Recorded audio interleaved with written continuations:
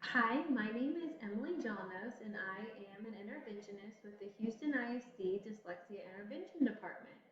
Today, we're going to be reviewing the rabbit rule.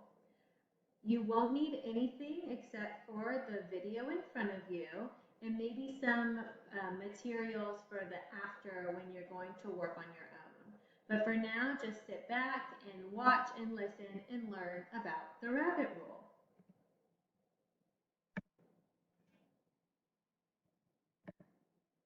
So, what do we need to know and why do we need to learn the rabbit rule? The rabbit rule helps us spell multisyllabic, two-syllable base words. So when we're getting into more complicated spelling, the rabbit rule is going to help us spell those words correctly. There are some words we need to know before we move on. I said in the previous slide about a multisyllabic word. Well, what is a multisyllabic word? Multi is a root that means more than one. Think about the word multiple. A syllable is a word or part of a word made with one opening of the mouth. One syllable has one vowel sound. If you put these two word parts together, you get multisyllabic. A multisyllabic word is a word with more than one syllable. So all of the words in our rabbit rule, or that follow the rabbit rule, are going to be two-syllable base words. So they're multisyllabic. What's a base word? A base word is a plain word with nothing added to it. So think of the word jump. That's all it means, to jump. Let's take a look at some of these words. What do you notice?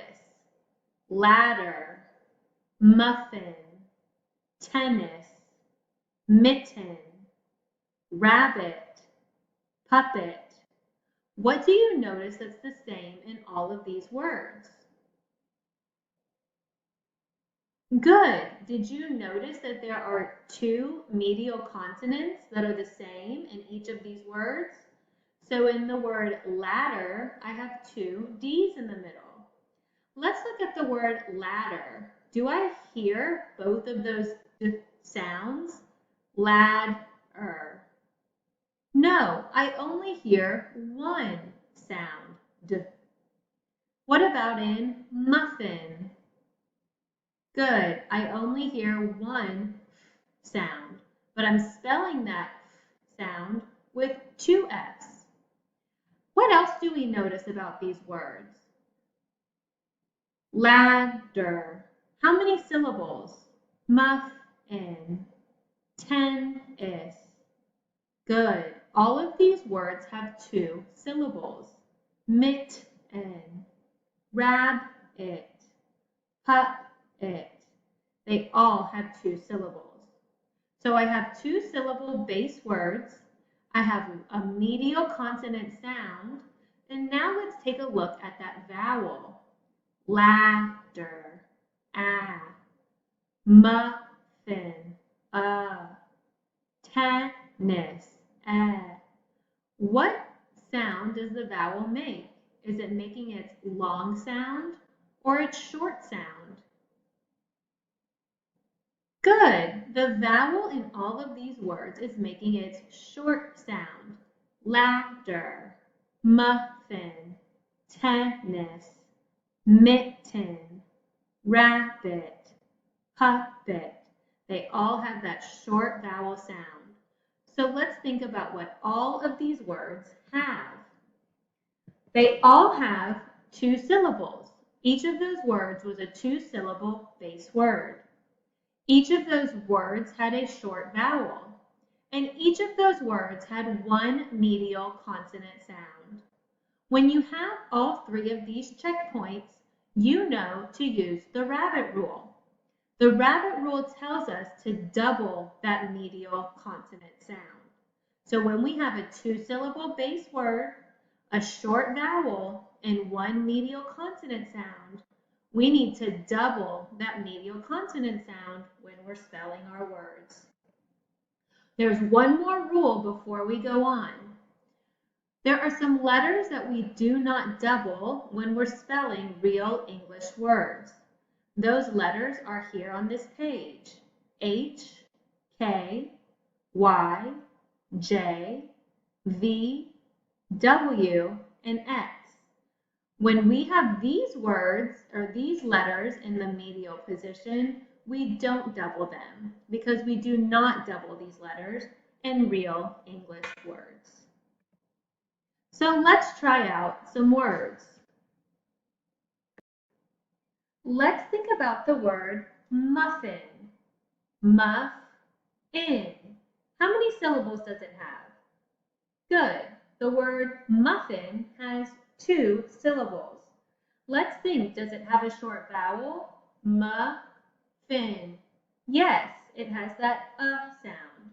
Let's think, does it have one medial consonant sound? Muff-in. It sure does. That is the medial consonant sound.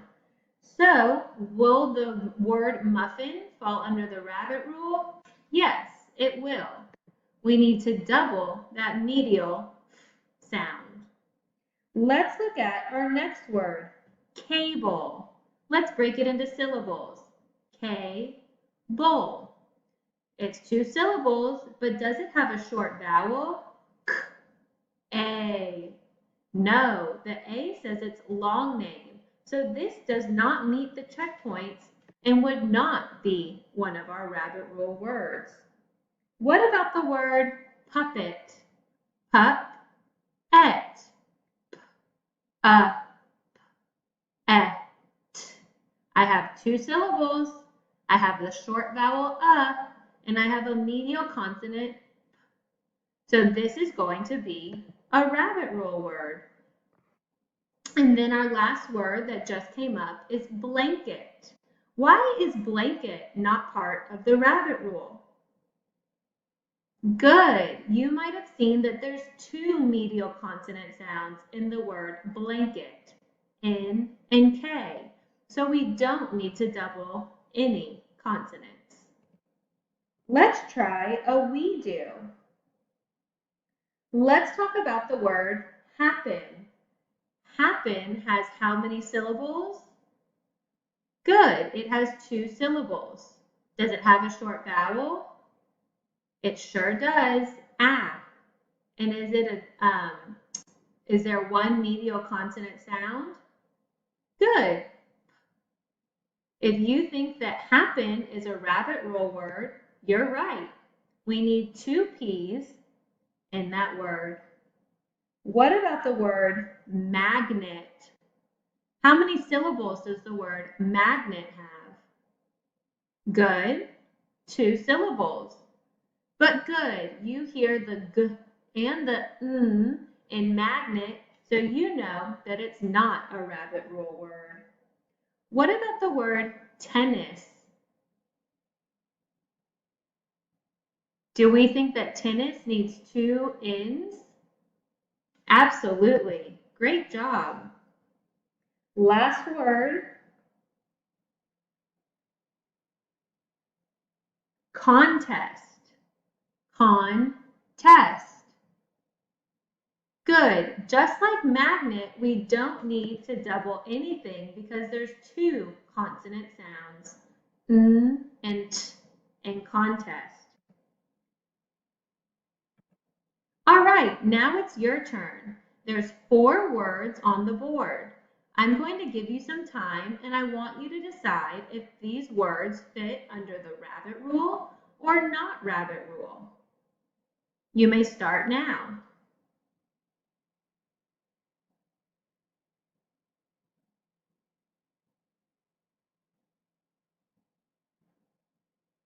There's one tricky one on here.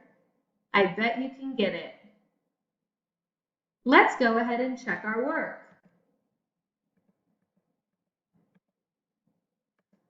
Is this how you divided your words? If so, give yourself a pat on the back. You've got the rabbit rule. Let's talk about the word 7. It has 2 syllables, sev, n, and it has that short vowel, e. but you remembered that we never double the V in real English words, and that's why it's not a rabbit rule word. Let's review. How do we use the rabbit rule to help us spell two-syllable base words? Well, we look at our checkpoints. 1, is it a two-syllable base word? 2, does it have a short vowel? And checkpoint 3, is there one medial consonant sound? If all 3 of those checkpoints are good, we need to double that medial consonant sound. Next, I want you to go on a rabbit rule word hunt. Where can you find rabbit rule words? You can find them in a book, in a recipe, or in a newspaper or magazine. I want you to look throughout your home or somebody else's home, the library, anywhere that you can find words. And I want you to see if you can find some of your own rabbit rule words. For more information and support, please go to our HISD Dyslexia website at houstonisd.org/dyslexia.